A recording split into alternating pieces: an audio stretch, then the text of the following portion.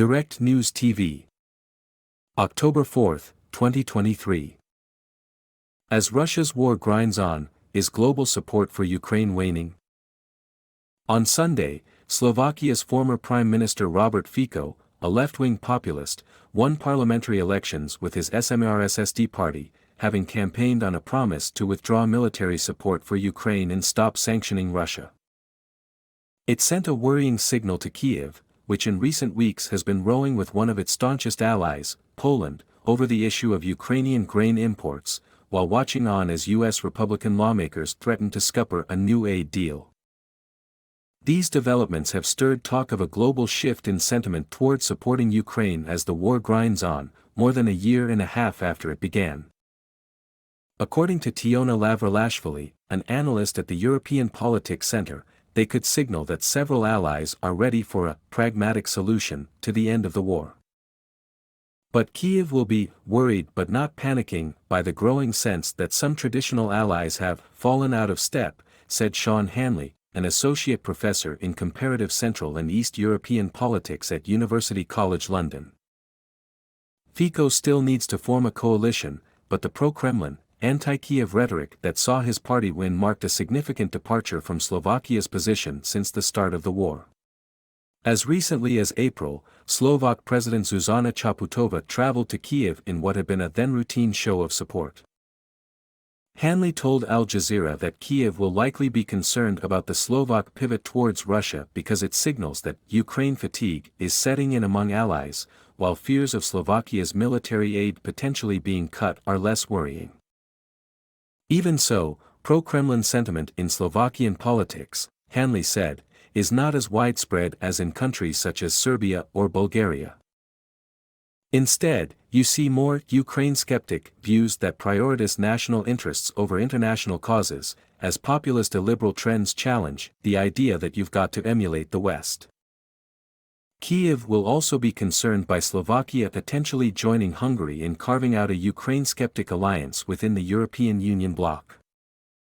Hungarian Prime Minister Viktor Orbán has maintained close relations with Moscow during the war and argued against supplying arms to Ukraine or providing economic aid. On Sunday, Orbán congratulated Fico with a post on X, the social media platform formerly known as Twitter, saying, "Guess who's back? Always good to work together with a patriot." This budding friendship represents a shift. Previously, relations were strained between Slovak and Hungarian nationalists, according to Hanley.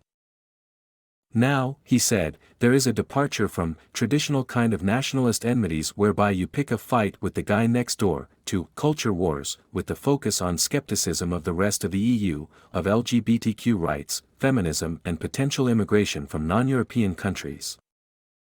Lavrelashvili said although Slovakia will now likely be a troublemaker regarding the EU's support of Ukraine, bombastic rhetoric often gives way to a more pragmatic approach to diplomacy.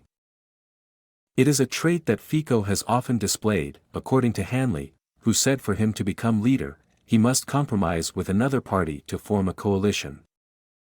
Observers also say Slovakia, with the Eurozone's biggest budget deficit of nearly 7% of gross domestic product, GDP, this year, needs EU modernization and recovery funds, meaning Fico may think twice before aggravating Brussels.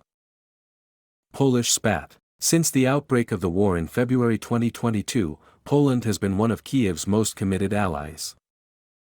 The country, which shares a border with the war-torn nation, hosts millions of Ukrainian refugees, has transferred an array of weapons to Kyiv's army in its fight against Russia, and acted as a transit hub for arms shipments from other nations. But in recent weeks, a seemingly unbreakable bond began to crack as the neighbors rode over Ukrainian grain imports, leading Poland to announce that it would no longer send arms to Ukraine and may cut aid to refugees. Mateusz Morawiecki, Poland's prime minister, warned Ukrainian President Volodymyr Zelensky to never insult Poles again after the Ukrainian leader told the United Nations that political theater around grain imports was helping Moscow's cause. The dispute began in September when Poland imposed restrictions on Ukrainian grain imports in a bid to protect local farmers. Ukraine was enraged and the two nations traded warnings repeatedly, setting the stage for a row that played out in the international arena.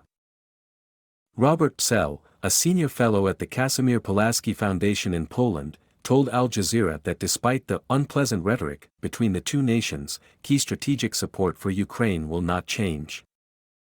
He said the recent spat is a culmination of various ongoing rifts, including an incident in November, during which an air defense missile killed 2 people in southern Poland. At the time, Poland and NATO said a Ukrainian missile likely caused the deaths but that Russia bore ultimate responsibility, having instigated the war. Kyiv denied any responsibility. But Lavrashvili said Poland and Slovakia cannot be compared. In Slovakia, pro-Kremlin narratives have been more successful in influencing society, creating an East-West divide among those who now view the United States as a security threat, she said. Poland, however, has not changed its view of Russia as a dangerous force. Instead, the discussions around Ukraine have revolved around balancing national interests while continuing some form of support. Could the U.S. stop funding Ukraine? Meanwhile, recent developments in the U.S. could be causing Ukraine further alarm. At a NATO summit in July, U.S. President Joe Biden reassured G7 leaders and President Zelensky, "Our commitment to Ukraine will not weaken."